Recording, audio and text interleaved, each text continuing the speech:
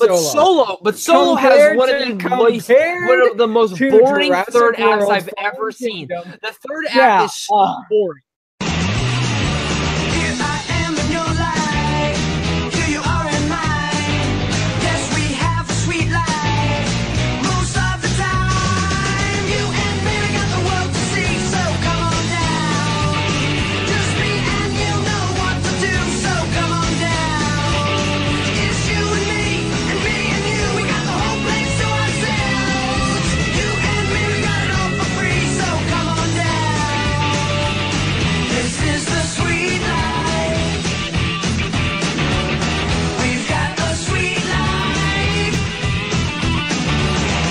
What is up, everyone? Welcome back to the Sweet Film Podcast. Today, we're discussing a bunch of great things. We're discussing Spider-Man and Far From Home, that brand new weird title that they're putting. But Mysterio, Jake Gyllenhaal's officially signed on. We're also bringing in and talking about Sicario 2, Ant-Man 2, previewing both those sequels, and also revisiting the first films and gushing how much we might love them or hate those films. I don't know what Cody's opinions on those films are, so I guess we'll figure it out. But also, we got some viewer questions today as well, so be making sure to look out for that. If you want to get your questions on here, just leave a comment down below or tweet at me or Cody, because we'll both talk about those. But before we get into this, Cody, how's your day going? You know what? Day's going well, Zach. And before we get started, guys, as always, if you don't have time to listen to this episode of the podcast or watch it, head over to SoundCloud and iTunes, subscribe over there. You'll be able to download the episodes and listen to them if you're on your way to work, if you're on vacation, you got nothing to do, or you're going on a walk. Listen to our beautiful voices in your ear as we talk about movie news and the stuff that we love the most. My sexy voice, I'll fucking seduce you. And of course, catching up, which is what we're going to do right now. You know what? I'll talk about my day in a little bit. How is your day going, Zach? How's your week going? Let's talk about it. My day's, it's a Tuesday when we film this. I'm tired because my dumbass accidentally made this go live instead of unlisted to edit. So that was pretty cool. So again, thank you to everyone who joined the podcast live stream. Eventually we'll do this live, I'm assuming. One day. Right, Cody? One day we'll do this live. Yeah. Maybe down the road soon if you guys want that type of stuff. If you guys want a live show, hit us up. We'll totally do it. I'd love to do one. Just more easy. I like editing the podcast. But like I said, maybe one day we'll do it live. So tell us down below if you want us to. My day's fine. I'm tired. I stayed up last night playing Fortnite and watching Naruto. And I worked all day yesterday, so it's like I get home at like 10:30 and I'm like, shit, what do I want to do? Oh, fuck it, I'll play fucking Fortnite with my friend. We play Fortnite till like 1. Then I'm like laying down, I'm like, well, I'm not tired yet. So I watched Naruto till like 3, and then I go to bed and wake up at like 7:30. Oh boy. That's dedication, dude. I'm trying to hit level 100 for Fortnite. I bought that stupid battle pass. Told myself I'd never fucking buy it, and now I did. And now I'm like, just feel like I'm obligated to beat the fucking thing. And then, of course, we got Naruto Shippuden, which is one of the best animes ever, but we'll do a different podcast once we both finish it. Yeah, absolutely. But overall, my week's not too bad. I got seen 2 great films today on Tuesday, Sicario 2 and Ant-Man. Such a great double feature. I'm sure I'm going to love them both, hopefully. Got big expectations for both of them. That's kind of why we're talking about them both on this podcast. And even to go from there, you know, life's been just dandy. That's the word I'm gonna stick with, my friend. But what about you? How far are you in Kingdom Hearts now? How's the beautiful life going over in Maine? How humid is it? You know, I'm wearing a fucking hoodie in summer in Arizona. I don't even know why. It's just because I was too lazy to find another shirt. But I do have a Kingdom Hearts shirt on. That's yes, you do. That's a pretty fantastic sweatshirt. I got to admit, pretty my sister sweet made it hoodie. For me, so shout out to my sister. Okay, shout out to Zach's sister. That is fantastic. But you know, my week's going pretty good. It's been busy though. A lot of writing, a lot of getting stuff done with projects and typing and getting projects going this week. But yeah, Kingdom Hearts. Let's talk about that because there was something else that happened this week. Well, if you guys don't know, I am, we'll definitely have a Kingdom Hearts podcast at some point down the road, but I was going against Roxas's final form, and I'm not going to lie. That's with him with the hood, right? Yeah. And I'm not almost done with the game. Damn. I'm not gonna lie. It took me. How many hours have you put in that shit fucking game? You just started it. Well, let's see here. I started. Oh, well, it's not that much. It's probably like, I believe my reader board said like 20 hours, 30 minutes. So 20 and a half hours. Damn. I know, but you're not like, I'm not used to you beating a video game that fast. Well, like, that's why I'm like surprised. Like, that you're already at Roxas, because that's literally the second to last boss battle. I mean, it's like, come on. It's like 20 hours in 9 days. So that's roughly like 2.5 hours a day. That's not too bad. But I mean, Roxas. I'm not used to you playing video games. Like, I play video games on the daily. I'll put 5 hours into one fucking game. I probably put 10 hours of Fortnite in this week already. I'm going to tell you right now, my friend, that Roxas, before I got to Roxas, my time on the game was, I think it was about 17, 18 hours. Roxas took me about 2.5 to 3 hours to beat. Dude, the best way to beat him, roll around and just be a pussy and hit him. Yeah, that's kind of what I did, except I used reflect on everything he reflect used. Is a huge thing too. Here's something that happened though. At the end, when I got my last blow in on Roxas and I beat him, I noticed that I felt a twinge in my left hand, and from the thumb part of my hand all the way up that part of my forearm, that part of my arm went numb. You got to work that muscle out more. Yeah, I know. But look, you know what? Roxas is a tough boss. I know that. The only way I beat him is that I glitched him into the ground. I don't know how, but he went in the ground. I just started hitting him until he died. Wow. Okay. Yeah, so my arm got numb, so I got to go out and get an arm brace today because I do not want to have carpal tunnel. But besides that, yeah, guys, Cody is getting carpal tunnel from fucking playing Kingdom Hearts. The only man in the world. Fucking old man right here. Shit. Yeah, you got that right. But besides that, Naruto. We'll have another podcast about Naruto. But holy smokes, this show is one of the greatest animes out there. Don't gush too much. We gotta save some for when we talk about that. I know, but it is great. This is what I'm gonna say about Naruto before we lead off into our other subjects, is the fact that, original OG Naruto, I thought it's a great anime. It's amazing. Naruto Shippuden is something else entirely. But like I said, I'm not going too deep with that because like Zach said, we are going to save another podcast for when we both get completely done with Naruto and we can talk about it in depth. But Zach, why don't we move on into what we were actually planning to talk about today? Well, yeah, and we just like to catch up. So of course, this week, Spider-Man's title comes out in the most fashionable way of Tom Holland spoiling it. At this point, Marvel's just kind of using him as a marketing tool. They let him. I love, though, if you see his Instagram story, I love how he says that he's like, I thought I died. I don't know. I don't get this. But okay. And here's the script. I'm ready to read it. And it says Spider-Man Far From Home. So before we get into anything else on what the film contains, because a lot of details have actually come out about this film that I haven't even discussed with you. I was just reading about them this morning before we started. Cody, what are your thoughts on the title, first off? And what were just quick thoughts also on Spider-Man Homecoming's title when you first heard it and the whole film itself? Just real fast thoughts on those. Well, honestly, first of all, Spider-Man Homecoming, I'll keep this brief. I thought it was brilliant. I loved it because, honestly, I understand there are people who like the Andrew Garfield Spider-Man. I like the first Amazing Spider-Man film. I thought the second film was okay. The second one's bad. But it's like a cartoony bad. Like, I can actually enjoy it because it feels like I'm watching a fucking cartoon. Yeah, but, however, Spider-Man Homecoming, I loved the title. Not only because I felt it was applicable that we were rebooting Spider-Man, but he was coming home to Marvel, who a lot of us thought he deserved to be in, especially after Civil War.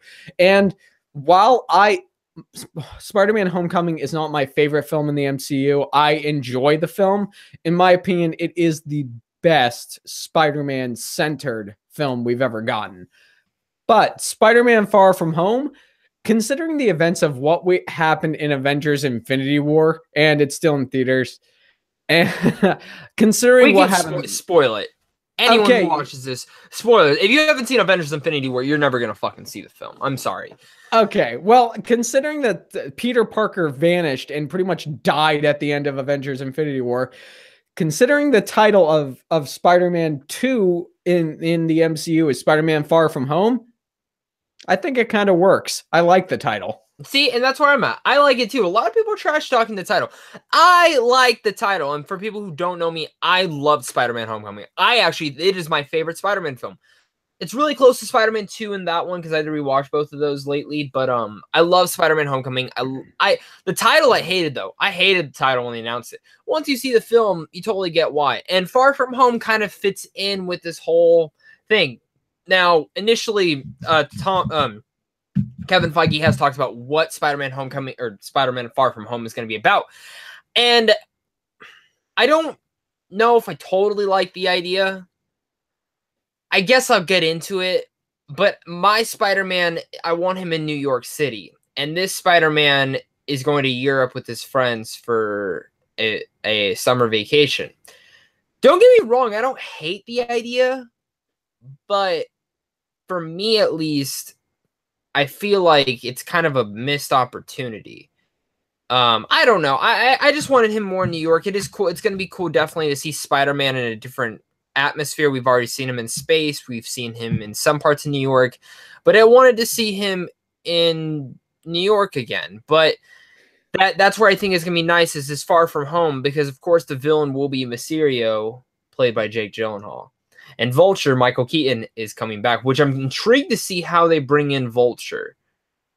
So I'm really intrigued to see that part. But Jake Gyllenhaal is our subject of matter today. I never thought in a million years we would ever see Jake Gyllenhaal in an MCU film, let alone see Mysterio in a Spider-Man film or an MCU film at all.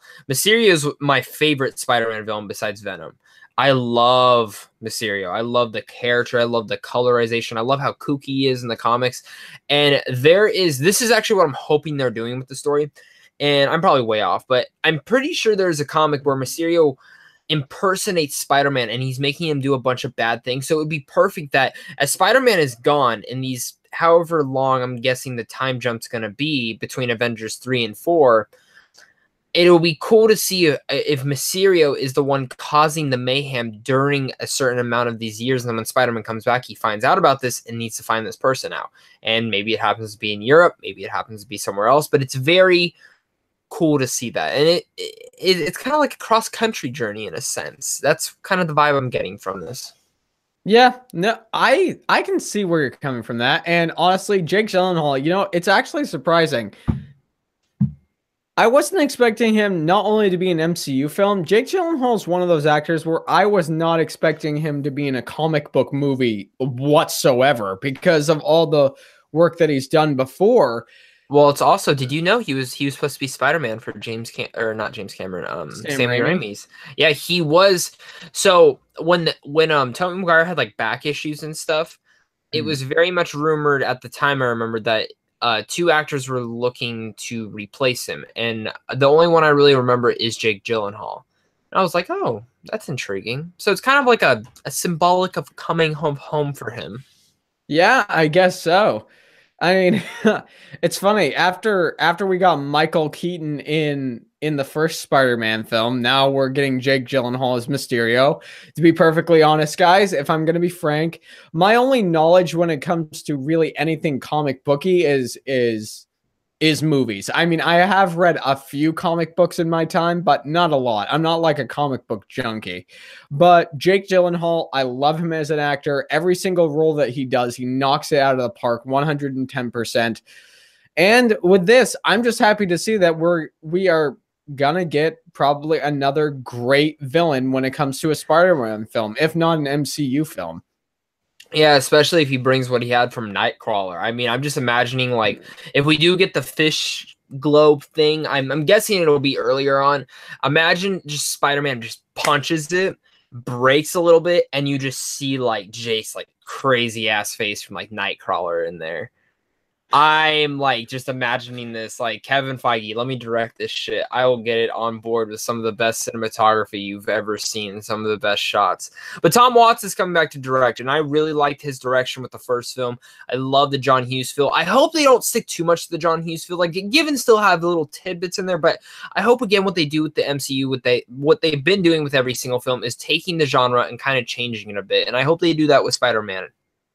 Yeah, that's one of the brilliant things that I have enjoyed that the MCU has done so far, that Kevin Feige and the whole crew backing Marvel has done, is the fact that every MCU film that they make, although there are some similarities between a few of the MCU films, they all feel unique. They all feel like they were their own thing, even though a few of them didn't really go as well as they should have. Marvel is willing to take risks. Cody, what films are you talking about? You talking shit about a film? Iron Man 2, I wasn't the biggest fan of. Thor: The Dark World, I wasn't the biggest fan of. You know what? We're fine with those. I thought you were going to say Iron Man 3, and I was about to defend the hell out of that. No, Zach, if you know me like you say you know me, you should know that I love what Shane Black did with Iron Man 3. Okay, good. Dude, sometimes people change their opinions. No, I understand that, but Iron Man 3 is one of my favorite MCU films. I love that film to pieces. Yeah. No, but Iron Man 2 and Thor: The Dark World, and in some instances, there are some parts of Thor Ragnarok that do not work for me, but see, that's a different debate. I love Thor Ragnarok, however, but in the wrong kind of ways. However, it does put into play that Marvel and Kevin Feige, their entire crew takes risks with the movies that they make. I mean, look what they did with Doctor Strange. Doctor Strange, besides Thor, was probably the riskiest film that they, and Guardians of the Galaxy, riskiest films they could do within the MCU. And Doctor Strange, Guardians of the Galaxy, and you're forgetting about one. That's probably one of the riskiest films. And it's kind of like a nice little segue into our next subject, Ant-Man. Ant-Man is a risk. And I remember, though, when this film was coming out and people were like, who the fuck wants to see a movie about Ant-Man and stuff? I literally wanted to yell at each person. I was like, you've seen a movie called Batman. You've seen a movie called fucking Spider-Man.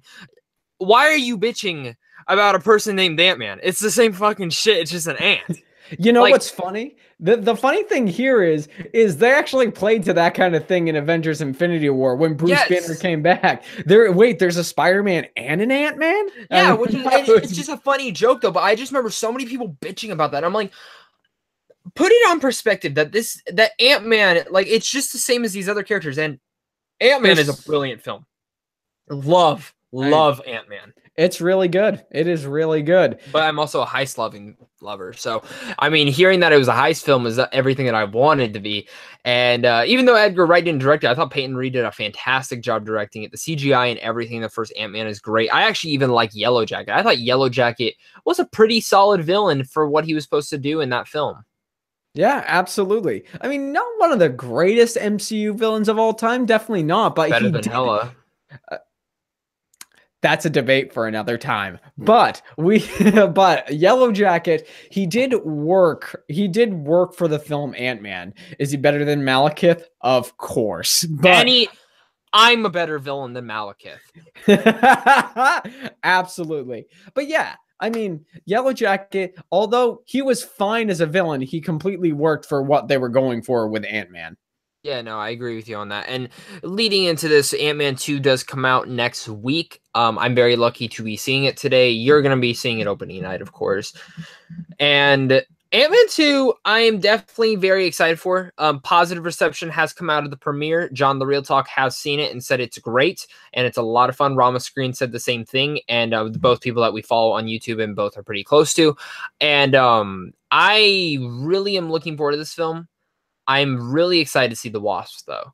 Like, Angeline Lilly is the perfect casting for the Wasp. I am excited to see what she does with it. I'm excited to see the humor they intertwined into it. The one thing that I'm still not on board with in this film is the Ghost, the villain. Yeah. The actress, I've seen her in one or two things. She's pretty solid.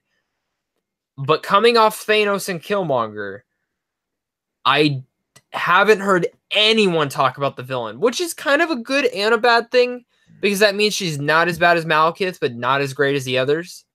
So what are your expectations for Ant-Man 2? Are you excited for it? You know, honestly, villain aside, I'm expecting Ant-Man 2 to just be a fun summer movie. I mean, after we A good got, palate cleanser too. after we got Black Panther and we got the dark ages that was Avengers Infinity War, watching Thanos take over everything, I'm just expecting Ant-Man and the Wasp to be fun. That's all I want from it. And if the villain's bad, you know, so be it. I know Evangeline Lilly, she's going to be great. Paul Rudd's going to be fantastic. The action sequences are going to be pretty solid. But the villain, special. No, the villain it does have me worried because you know you hear people talk about Black Panther or Avengers Infinity War or even Spider-Man Homecoming. Everybody coming out of these movies were talking about the villain. You know, I haven't heard anything about the villain. No.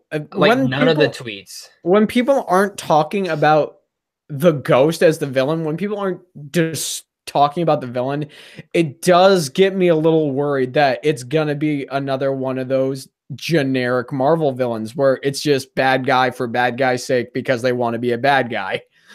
Yeah, and maybe that will be it. Who knows? Honestly, I think the thing I'm most excited for and see how it ties into Avengers.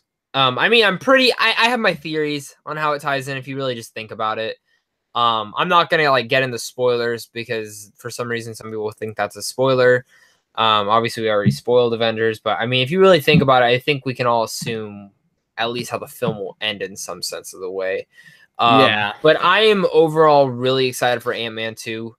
I think bringing Bond Peyton Reed was another great choice again, especially because he was actually supposed to do Guardians of the Galaxy, but James Gunn won it from him at the last second. So Ant-Man, I love the first one a lot. I want some more Luis. I hope to God he steals the film again because Michael Pena is a treasure that everyone needs to behold. And he's just amazing. Yeah, he is. Michael Pena. Let's forget about Chips for a second. You know what? I will say, though, I can't defend it. Never mind. I was going to try my best to defend Chips, but the more I was even going to try to would piss me off about myself. Because I can defend Transformers The Last Night in the dumbest ways, even though I think that movie's utter trash. But I think Chips was even worse, to be honest. Yeah. I think Chips was worse.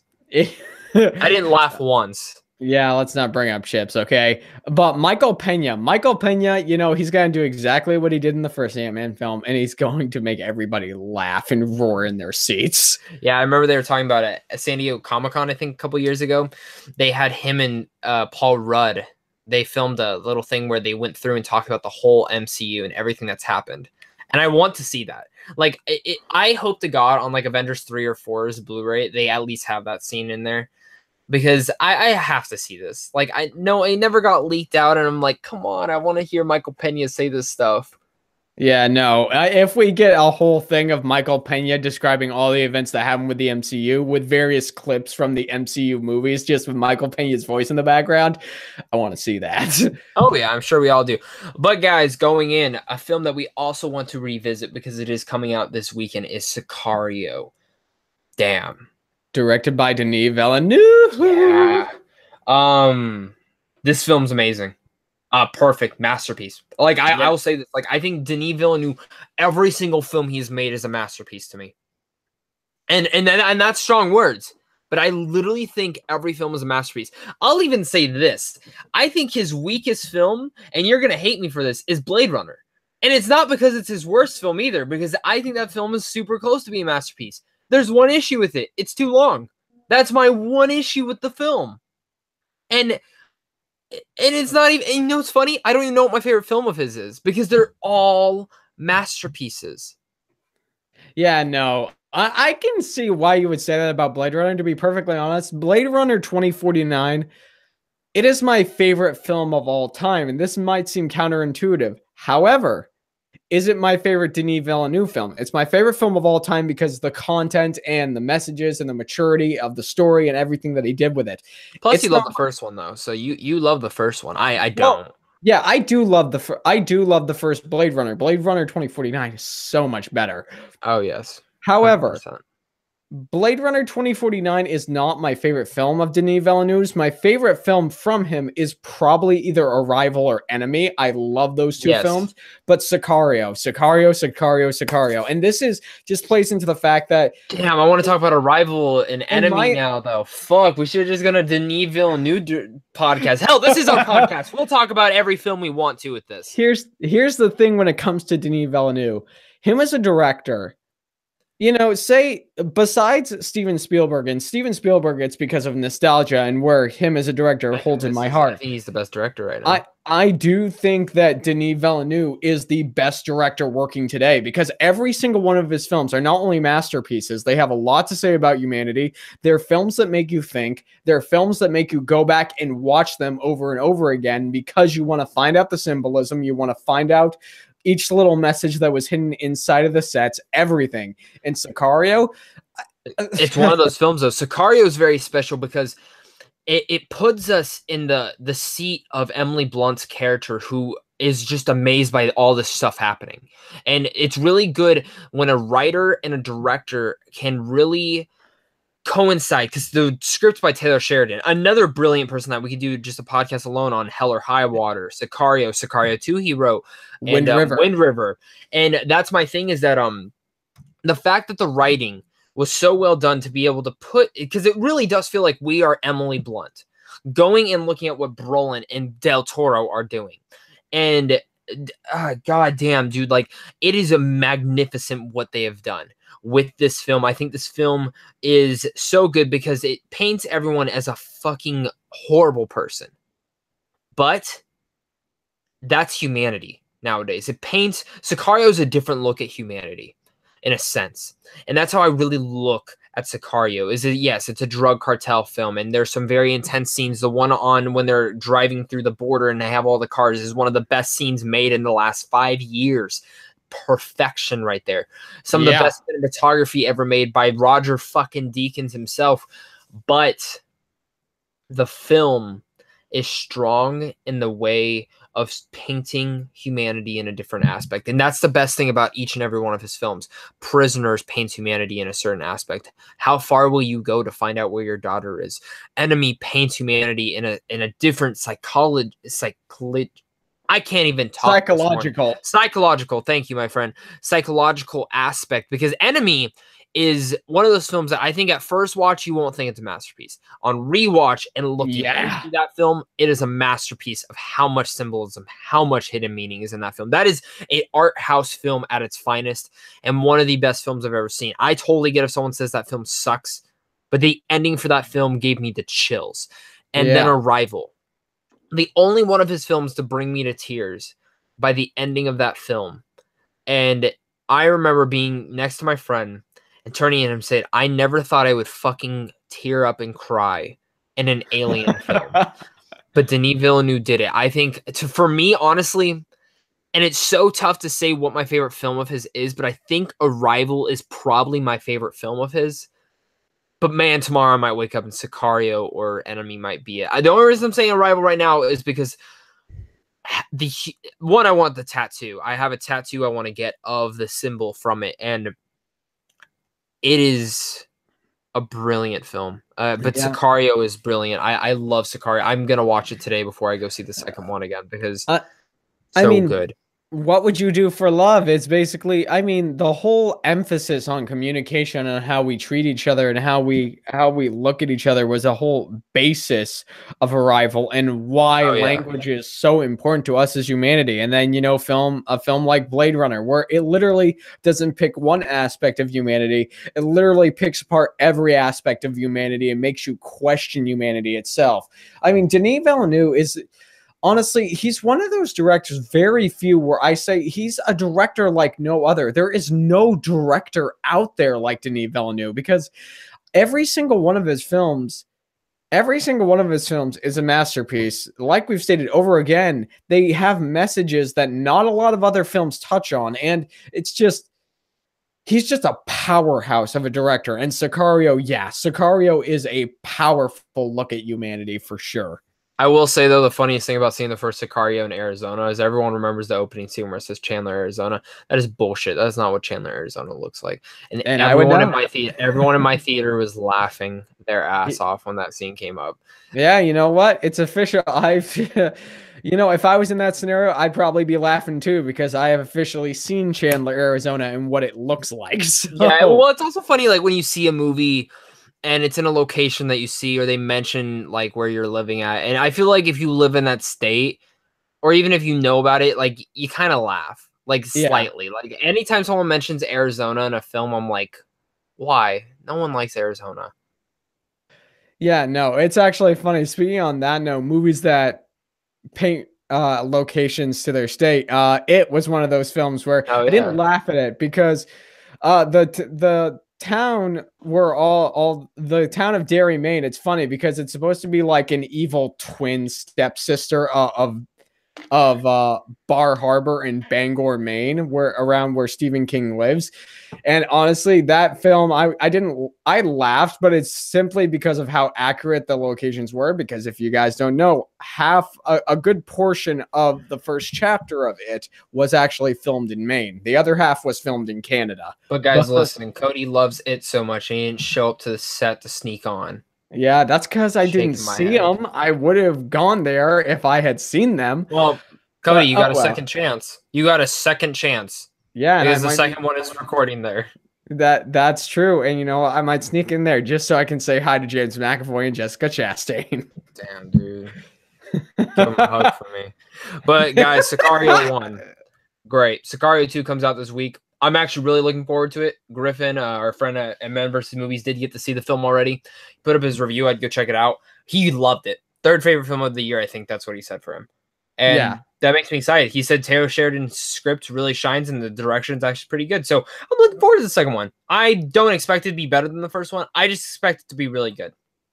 Yeah, no, honestly, I don't expect it to be better than the first one. I do expect it to be very good, but the reason why I don't think it's going to be as good as the first one, script might be excellent. The acting is going to be great. You know, we have Del Toro and Brolin back, and also, you know, the action sequences are going to probably be intense and fun. It's going to be missing one thing, and that's Denis Villeneuve's direction. I think that's the only thing that might peg it down for me. A little bit, but like I said, what I want from this film is an action film. And from what I'm seeing, I saw someone tweet out something. It was, if the first Sicario is Rambo First Blood, this is every Rambo after it.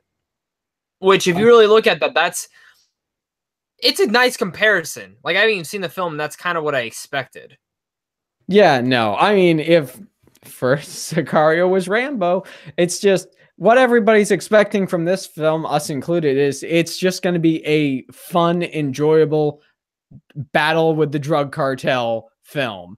That's pretty much what it looks like, and it's going to be. Oh, yeah. Well, that's the best thing. So, guys, that is where we're going to stop for the podcast. Not, of course, yet. We are talking, we're taking viewer questions. We have quite a couple questions to talk about. And the first one I want to start out with is Men vs. Movies. Griffin sent this in. We just gave him a shout out. He said, Fallen Kingdom versus Solo.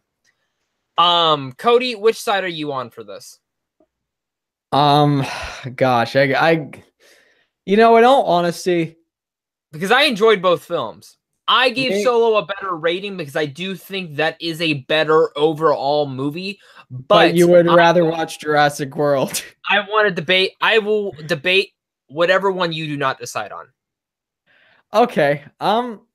Honestly, gosh, this is actually really tough for me because I hated Jurassic World, although I will say it is a lot of fun. However, I do like depth. I do like character building. I do like performances that are semi-decent. Yeah, I'd rather watch Solo again, and that is my honest opinion. I'm on Jurassic World's team. Let's go, bitch. So Jurassic World Fallen Kingdom is, I would rather watch this film over Solo because, one, there's not really a dull moment in it. Yes, the middle is kind of boring, but you still get some fucking dinosaurs in there. Yeah, that's not great. A dull moment. The whole second and third act. Fallen Kingdom is fun. J.B. on his direction is great. There's dark. It's great. It's fantastic. The script's a fucking mess, but so is Solo's. The script's a fucking mess. It's horrible. It's cartoony. $20 million. Dumb. Fucking stupid. But Solo. Yeah, I enjoyed Solo. But it's slow. Its pacing is bad. And the film overall doesn't get exciting till the Kessel Run. And the train sequence in the beginning. Everything in the middle is just them walking and talking. And then, let me say this. Lando had sex with a fucking robot. Do the dinosaurs have sex in here? No. Do we get insinuated that Chris Pratt and Bryce Dallas Howard probably did? Of course, but they're human, so that's fucking fine. Other reasons. The first hour of Fallen Kingdom is better than any part of Solo. That first hour is incredible and fantastic. The writing, yeah. Is it bad? Yeah. Is the kid who screams a lot a horrible mess of a character? Yes. But if you look at my reviews, I did give Solo a better grade. That's because it is a better film. But what is the one that you would rather rewatch? Fallen Kingdom. Dinosaurs, some hot characters on the screen. Oh, I mean, just Dallas Bryce Howard alone, just looking at her just made me fall in love a little bit. Chris Pratt is beautiful beyond belief. Better looking than anyone in Solo. Dinosaurs without clothes on. I'll leave it there. And that island sequence. Okay. The direction is better than Ron Howard's direction. Okay. And the special effects are incredible for Jurassic World. Oh, I'm ready for this. Okay. You know what's a film that has good special effects, pretty people on screen, action sequences that people seem to think are exciting? Oh, yeah. Let's see. A garbage script? Oh, yeah, that's right. All the Transformers movies. And here's the thing about Solo. Yeah, but it made more. Hey, guess what? Jurassic World's going to make more money than Solo. Yeah, you know what? Money doesn't dictate a good movie. Look at the Transformers films. Look how much money they made overseas. And here's the thing. Here's the thing. Do you get crappy? Here's what you get with Solo. You get walking and talking. You know what also had great walking and talking and built the characters up? Lord of the Rings. It's 3 hours of walking and talking. But Lord of the Rings is better. More interesting characters, better acting, better world. Yeah, Solo but takes us to a world that's just it tries to go into the crime underworld, which is cool, and that was my favorite thing about it, but didn't touch on it enough.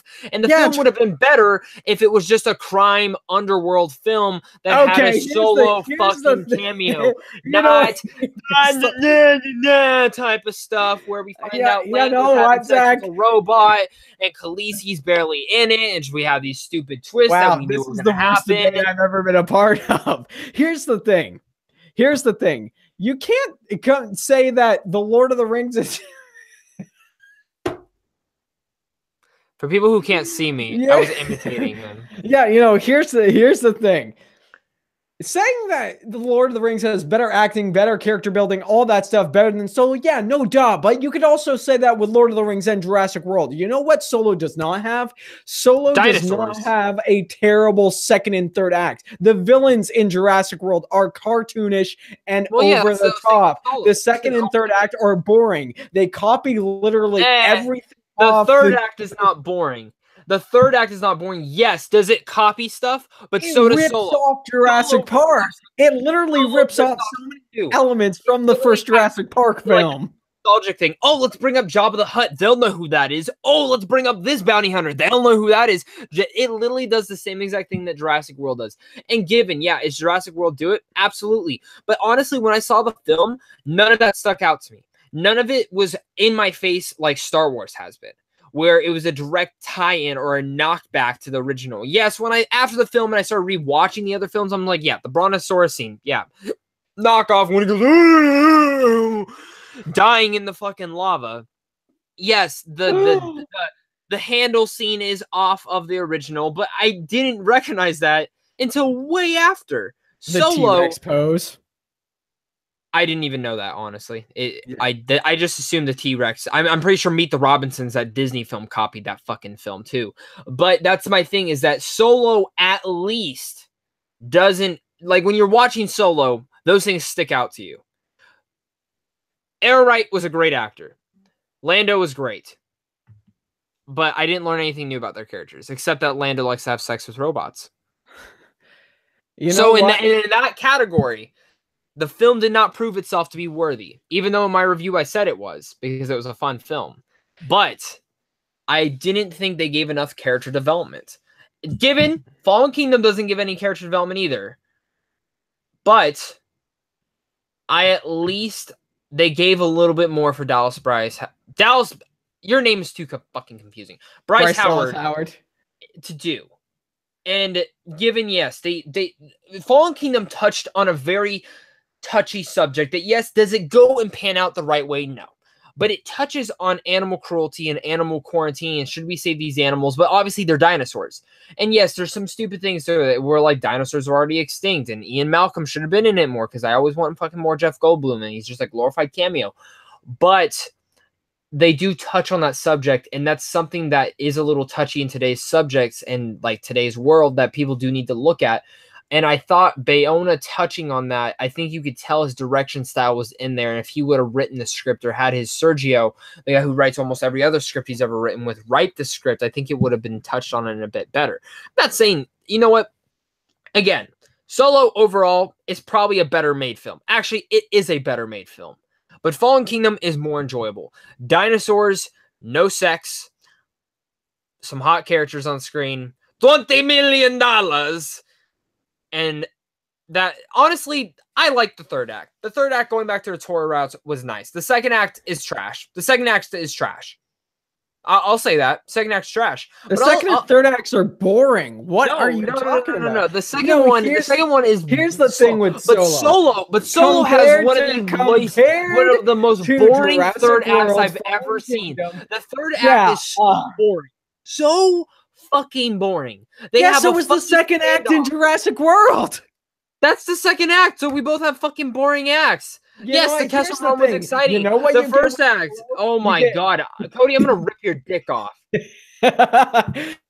You get better performances, a better script, better cinematography, better action sequences, and a lot more. Look, is there a lot of character development? No, not at all. But do we get attached to Solo? Do we get attached to Calrissian? Yes. Do we? Here's the thing. Bryce Dallas Howard. Yes. There are pretty people in Jurassic World Fallen Kingdom, but are the performances good? No, they're not. They are great. They are doing their best with the story. They're doing the best with the script. Because think about it. That is the great work of an actor, is if they can take the script. I didn't believe them whatsoever. I'm gonna pop your dick off. You talk one more time.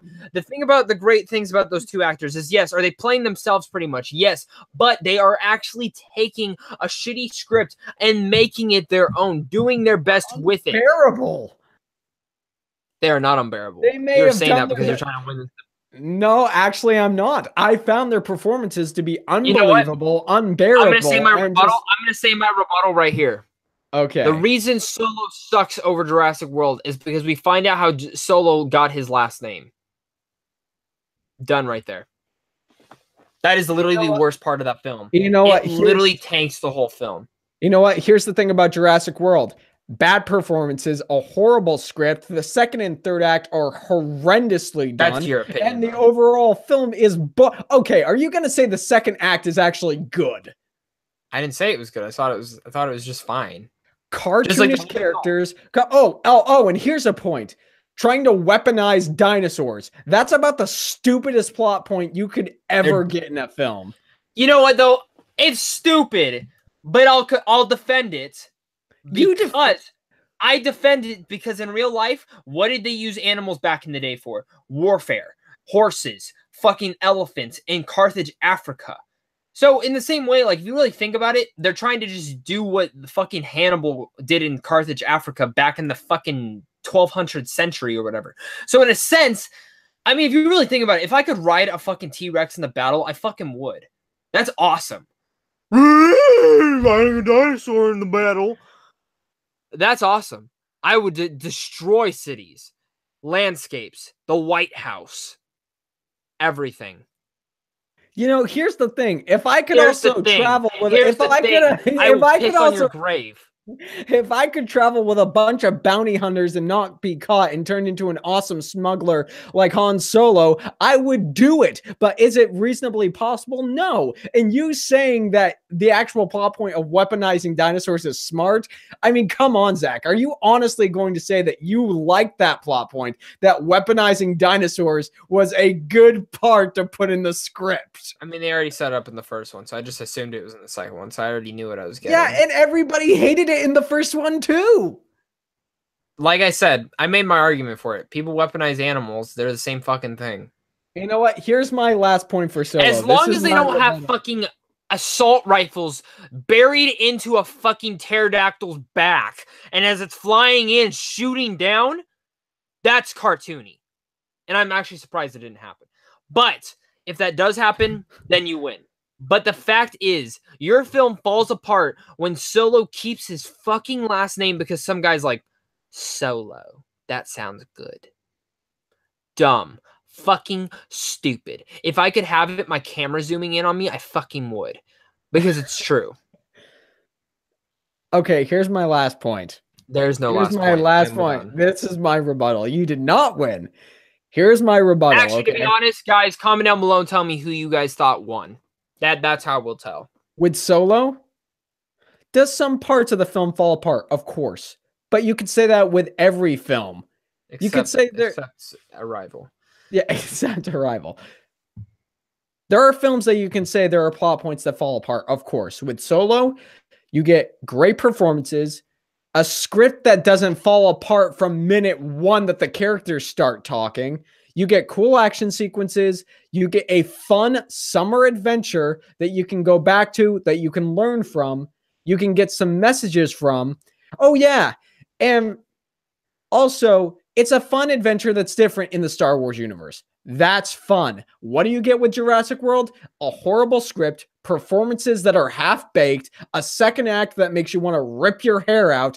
Oh yeah, characters that are cartoonish, and people trying to weaponize dinosaurs. So tell me, do you honestly think that's a smart decision when it comes to movies, especially when everybody hated that plot point from the first film? That's what rips your movie apart. Weaponizing dinosaurs and ripping off the first Jurassic Park. We are in the minority on this because the majority of the general audience does not give a fuck about that. And the majority of the actual audience loved Fallen Kingdom. You go to my work, there's a lady there who works with me, Danae. If you ever watch this, I'm giving you a little shout out because I talked shit about Jurassic World and then you convinced me otherwise.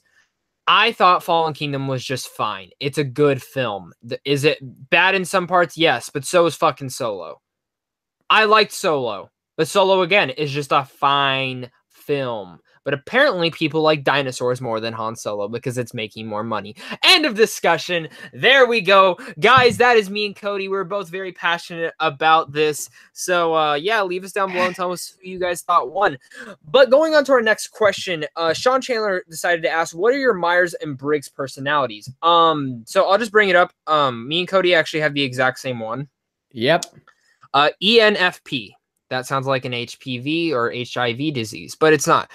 So this means we are both enthusiastic, creative, spontaneous, optimistic, supportive, playful, value, inspiration, enjoy starting new projects, and see potential in others. So, of course, I think if you watch this podcast, that is exactly us, especially on just on that debate. And that debate made me really hungry because I have not eaten. So after this podcast, I'm going to eat a fucking Pop-Tart. But another thing he added in there was asking how we think that personality thing affects how we watch movies and TV shows. Looking into that, it made me actually think, and you know, I don't know if it totally affects me in a sense because I try to like every single film, but I do try to see potential in every film, and maybe that's where my personality does get in there. Even the shitbox films, like.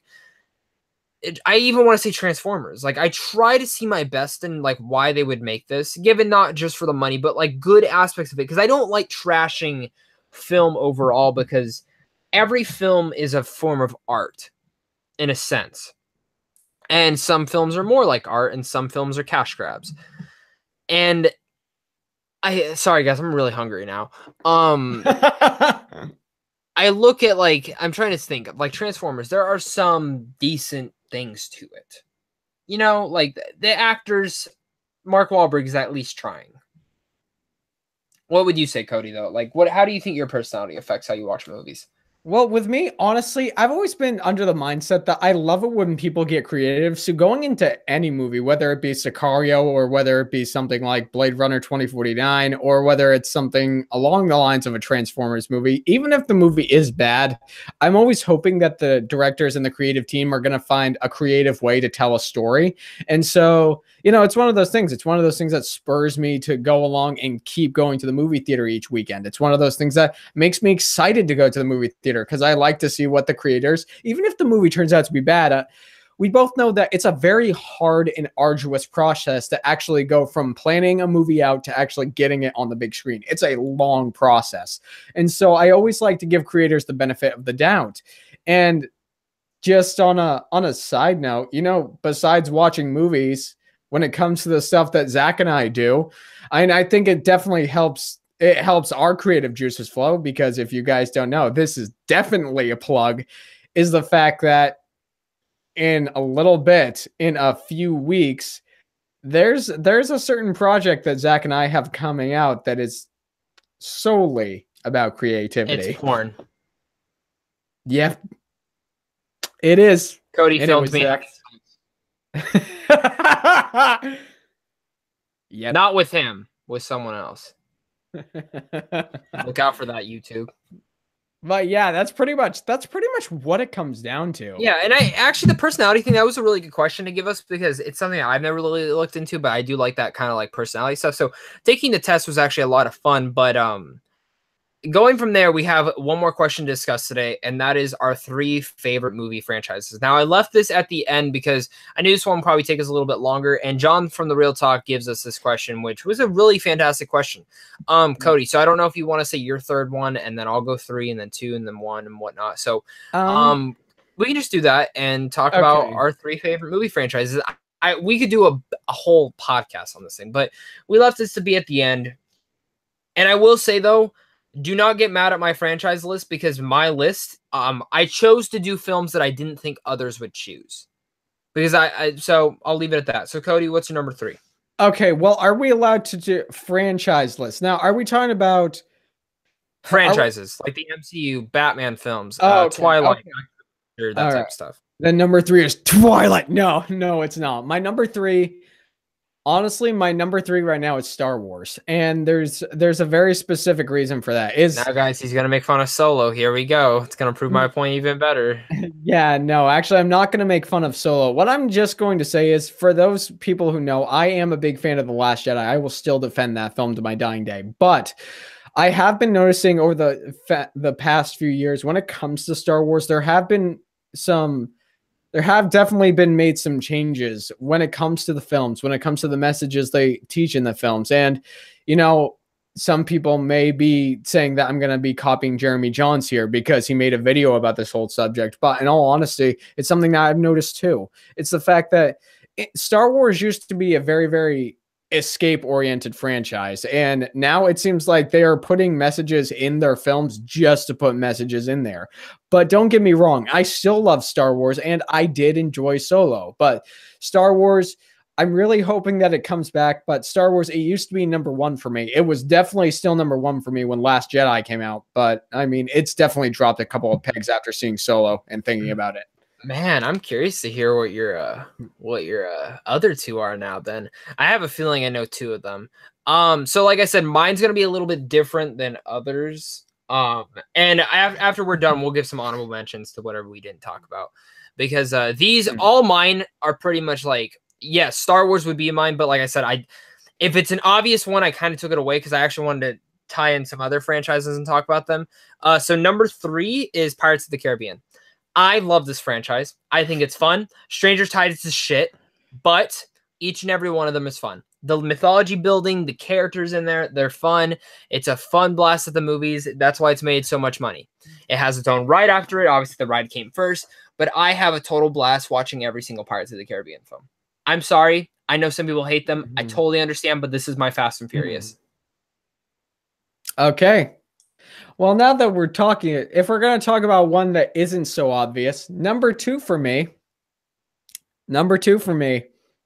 You know, it's officially a franchise since it has 2 films in it now. Stop. No, doesn't count. It needs to actually be a fuck you. I knew you were going to do that. No.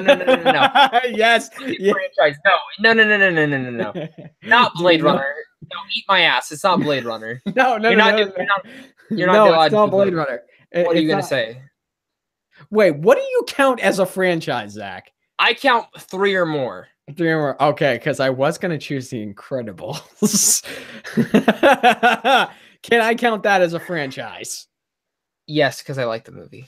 Okay, good. This is my king. Everyone is my peasant. I decree The Incredibles a franchise. Okay, I'm actually going to do 2 here because I do want to stick with the 3 movies or more rule. But, okay. Actually, you know what? So let's say Incredibles is our honorable mention. Okay, honorable mention. Okay, now I'm going to go with another one because, you know, horror fan, giant horror fan. The Conjuring like I said, I have 2 here that are pretty much tied. Number 1 Conjuring is a franchise now, yeah. Yeah, so the Conjuring franchise hasn't had 1 misstep. Yes, Annabelle was atrocious, but if you look at the films that it's had across the board, Conjuring, Conjuring 2, Annabelle Creation, those 3 films, as far as horror is concerned, mythology building, story building, character building, well, maybe not so much for Annabelle Creation. They're all great, essentially. I mean, I love them. I think it's a great idea to watch them around Halloween time. I just enjoy the Conjuring franchise as a whole, and tied with the Conjuring franchise is it's the MCU. Wow. So the MCU is your favorite? No. MCU is actually tied. I have a different one for my number 1. The MCU and the Conjuring franchise, those 2 are tied for me. I love those 2 franchises. And the MCU, it's for some of the things we talked about. The fact that Marvel's risk-taking, the fact that they plan out everything from day 1, what they're going to do, the fact that their characters are so well established. And let's take a look at what they did with Avengers Infinity War. Avengers Infinity War is an event film, and it is incredible what they were able to do. Yeah, no, I agree with you that. So my number 2, this is probably like, I'd be surprised no one mentioned this. Indiana Jones. I love it. It's 3rd. Raiders of the Lost Ark is one of my favorite films of all time. I enjoy I think the 4th one's fun. It's not bad. It's fine. It's a fine film. The monkey swinging part's fucking stupid, but everything other than that, it's decent. 2 and 3 are fantastic, and the whole film, the first film's masterpiece. It's a classic, and I have to mention it. I will say, though, I wanted to mention this other film as my number 2 since you said one was tied, and I'm just going to mention it because I do want a 4th film. It's Austin Powers. I fucking love Austin Powers. Mike Myers, I miss you. Dude, Austin Powers. Dude, I think I'm going to cry. That is hysterical. I'm sorry. Austin Powers is so underrated. I feel like no one talks about it anymore. Like I said, there's so many franchises that I could talk about. Star Wars would probably be in this list somewhere. Lord of the Rings would be in my list. Harry Potter would somewhere be in there. But like, I'm going weird right now. Like weird. Yeah, I wanted to address these other franchises. But Cody, I want to hear, what is your number 1? You know what's funny? When you said you wanted to address the less obvious ones, subtly, you actually mentioned my number 1. I'm sure, because I know which one it is. Can I guess? Yeah. Is it Lord of the Rings? Nope. Harry Potter? Yep. You got it. Wow. See, I knew it was going to be one of those 2. Guys, if you don't know this, Harry Potter. Overrated. Harry Potter. Look, it is overrated. No, I'm joking. I'm joking. I like Harry Potter. You better be. I saw them all like for the first time like last year. No, but Harry Potter, not only has it been a part of my life from the beginning, but the fact of the matter is it is one of the only franchises that, in my opinion, doesn't have a bad film in it. I mean, Fantastic Beasts and Where to Find Them was fine. It wasn't a horrible movie, though. I think the part 1's the worst film. It is. No, it is, but it did not need to be put in. I'm sorry. Like, I feel like you cannot find a way around it. Here's the thing, though. I mean, this is what I say. Could it be unnecessary? Yes. However, Deathly Hallows Part 1 is still an incredibly made film. Is it the worst of the films? Of course it is, but it's still very well made, and the performances are great overall, and the storytelling is still pretty good. Harry Potter, it's not only been a part of my life, essentially, it's also been one of the things that absolutely has shaped me into the person I am today. I read the Harry Potter books every single year. I watch the Harry Potter movies every single year. In fact, I even have a super secret project plan for when the new Fantastic Beast movie comes out. I mean, You Harry gonna go find Potter, some secret beast?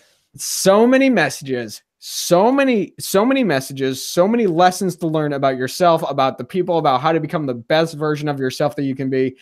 I love Harry Potter. It's my favorite franchise. It's going to take something incredibly special to top it. Okay, so Cody, since I tried guessing yours, what do you think mine is? Toy Story. Fuck you, yeah, dude. Toy Story. Too easy. So for people who don't know, like Toy Story, if Wolf of Wall Street was a franchise, that'd be my favorite. But Toy Story, I love Toy Story. I love each and every one of them. They're my favorites. I cannot wait for the fourth one. I'm a fucking Toy Story fanatic. All the toys are in the closet. Sorry. And I love Toy Story. But I thought with this, so we talked about our three favorites. You want to talk about our worst? Sure, why not? Okay. Now, are we going three worst franchises? Yep, three worst franchises. Okay.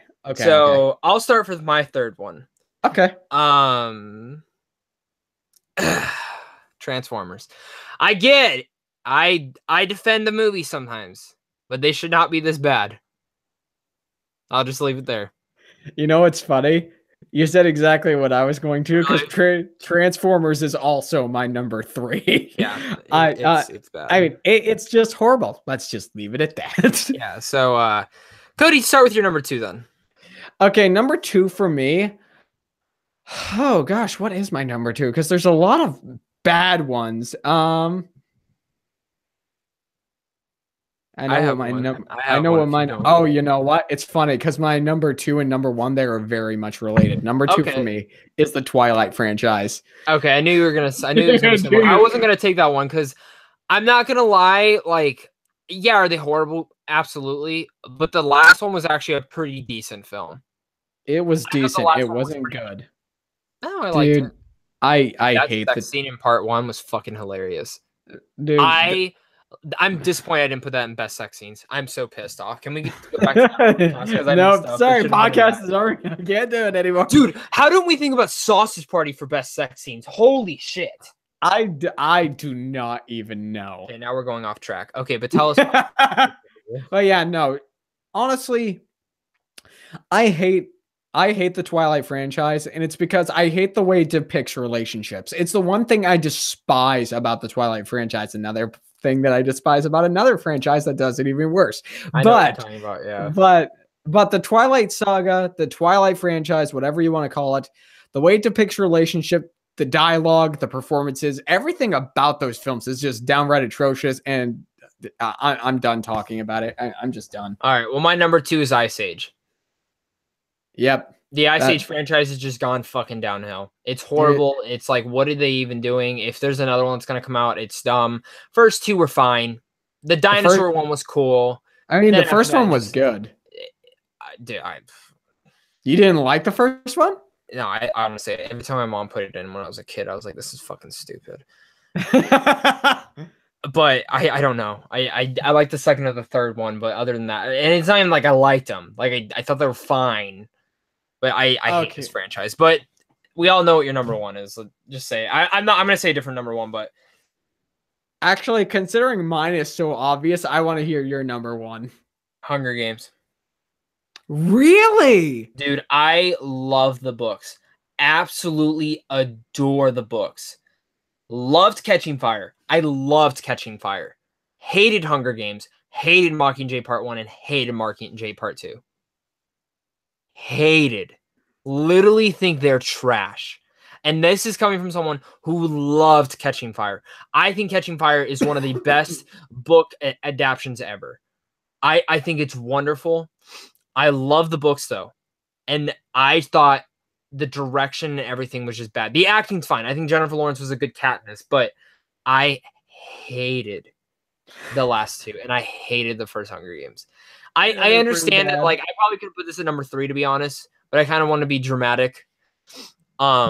but I just never liked them. I never got into them, and I fell asleep in part 2. But it's when I own the movies. I don't even fucking know why. They're mediocre. Well, I mean, you can't be disappointed about having Catching Fire because you say you like that one. Oh yeah, I really like Catching Fire.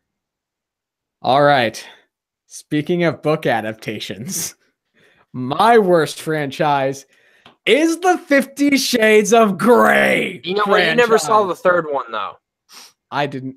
You know what the funny thing is, dude? I didn't review it. Yeah, I know. I watched it That about 3 weeks later. I love when she put the ice cream on his hair. Dude. That was my favorite scene. Okay, here's the thing, and this is why. This is absolutely why I hate the 50 Shades of Grey franchise. Bad performances, yeah. Bad script, absolutely. Bad everything, absolutely. The thing that it does, yes, she is. The thing it does wrong completely is this. The way it depicts relationships and the message that it sends out about relationships is not okay. The fact that it's saying that if your man is dominating and if he tells you that you're not allowed to do anything or go anywhere or have friends or anything else without his permission, that's not a relationship. So Chris Hardwick.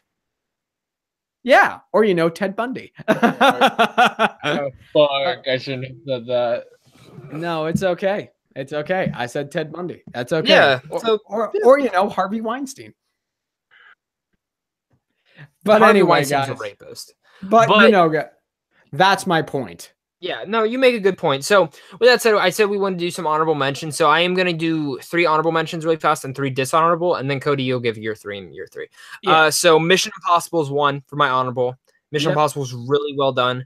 I also want to give a little thing to the Matrix. I actually enjoy all 3 of them. I think they're not the best, but I do think they're enjoyable. Actually, fuck the Matrix. Shrek, and then Mad Max. Okay, my 3 are Lord of the Rings. That's probably an obvious one. Lord of the Rings, Indiana Jones, and oh yeah, X-Men. Oh yeah, that's true. I was also gonna say American Pie. I like those films. Yeah, those are good. Right. And now my least dishonorable, Madagascar and Twilight. And I feel like people are gonna shit on me for this, but I will say it. The Hobbit.